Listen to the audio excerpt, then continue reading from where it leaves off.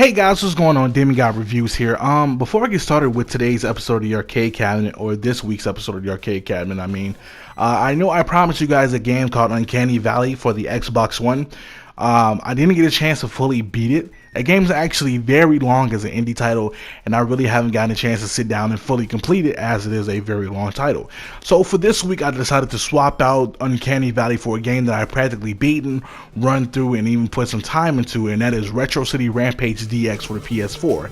So next week after this episode, we will be playing Uncanny Valley on the Arcade Cabinet, and also the week after Uncanny Valley's episode, we will also have another indie game for the Xbox One. I don't know which one yet, but there will be one premiering. So for those wondering where Uncanny Valley is, I had to let you guys know. So let's get started with the episode.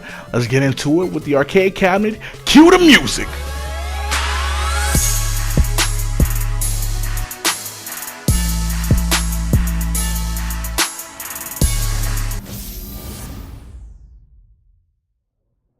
Hey guys, welcome back to the channel. Today I'm reviewing Retro City Rampage on today's episode of the Arcade Cabinet. Let's get started. That's right folks, welcome back to this week's episode of the Arcade Cabinet. We're reviewing Retro City Rampage DX for the PS4. Retro City Rampage originally released back on October 11, 2012 across all platforms and handhelds last generation. And then in this generation, Retro City Rampage got a port with the DX edition, which came out 2014 for Xbox One, PS4, DS, Vita, and PC, and eventually August 2017 for the Nintendo Switch respectively. Retro City Rampage is a chaotic, open-world 8-bit title that's not only a nod to the classic top-down Grand Theft Auto games, but it's also filled with multiple references to classic 80s TV shows and movies, and also filled with guest appearances from other characters from games, such as Steve from Minecraft, Meat Boy, and the Commander from Bit.Trip Runner. Retro City Rampage starts you off as a player who come across an interesting poster to work as a henchman for union benefits, a cell phone, and travel opportunities. 3 years later, you find yourself on the biggest job opportunity with the crime boss robbing a bank. The job goes extremely well until you find out your own boss is extremely crazy and wants more violence than money. Cutting the job aside, you two have to fight your way through the streets and escape using a crazy plan and good luck. After escaping, you as a player get yourself caught in a situation among situations, which is getting caught within a time machine and going back in time, having to work your way to clear things up in the past for your own future in Retro City Rampage. As I played through Retro City Rampage, I found myself being drawn within the title immediately and having quite a few pros about this game, but also did find a con or two within while I was playing. My first pro is that the music for this game is amazing. The soundtrack is lively. It's a combination of so many genres while trying to stick to that awesome chiptune 8-bit sound that we all know and love for our games back then. My next pro is that this game is chaotic, frantic, and just fun as hell to play.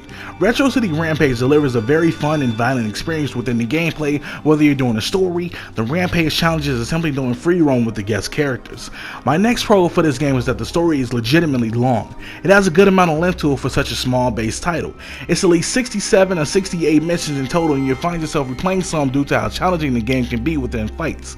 My last pro is that Retro City Rampage delivers on content. You have enough to play at your disposal, whether it's the story, whether you want to attack the challenges and set yourself on the online leaderboards, or if you want to free roam with the guest characters and play around with everything as much as you can.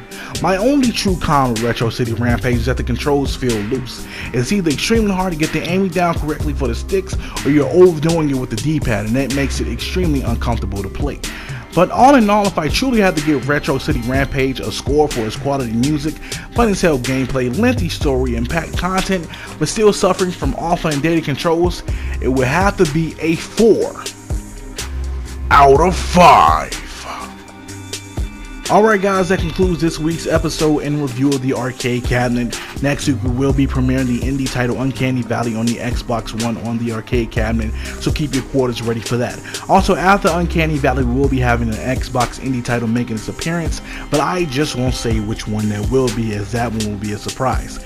Check out my last streams of Minecraft Story Mode episode 3 and 4, links to those are in the description below. I'm now back on a regular schedule, so my reviews are coming with South Park The Fracture of the Whole, Ruiner, Shadow Tactics, L.A. Noire, Life is Strange episode 2, and many more coming down the line online this weekend and upcoming week, so be on the lookout for those. Also, check out the latest Think Piece episode on Think Piece episode 5. We go in with the backlash on EA, Call of Duty racism, and validation in the gaming community. That will be in the description below as well under this, so check that out. Also, hit that like and subscribe if you're new to the channel. Hit that like button if you're a regular. Also, comment in the comment section below, do you have an indie title that you want to see make it to the arcade cabinet? Drop any requests, anything like that, and if I don't have it, I'll buy it. If I have it, then I'll review it, and even if I don't have it, I'll review it some kind of way. So make your requests, tell me what you want to see on the arcade cabinet, and we will make that happen. Hit that like and subscribe for me, people. Hit that like button if you're a regular. Hit that like and subscribe if you're new to the channel. Hit that notification icon so you can always stay up to date with whatever I'm dropping. Reviews are coming. Think pieces are coming. Streams are coming. Until next time, and until the next arcade cabinet next week, we'll tune in, turn up, and throw down. I'm out, and I thank you guys for watching.